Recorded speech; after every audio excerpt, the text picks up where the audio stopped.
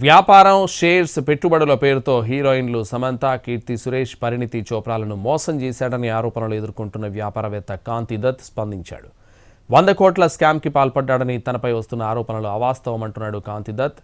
Investment చేయకపోయినా శిల్పాకు shares ఇచ్చానని, తృతీయ జ్యువెలర్స్లో పరిణితి చోప్రా పార్ట్నర్గా ఉన్నారని తెలిపాడు. అక్రమంగా తనను అరెస్ట్ చేశారని, న్యాయపరంగా పోరాడతానంటున్నాడు కాంతి దత్. కలిసాడు అనేది కంప్లీట్లీ ఫాల్స్. శిల్పారెడ్డి గారు, సమంత గారు ఫ్రెండ్స్. శిల్పారెడ్డి గారి ద్వారా సమంత గారు సస్టైన్ కార్ట్లో భాగం అయ్యారు, అంతవరకు కరెక్ట్.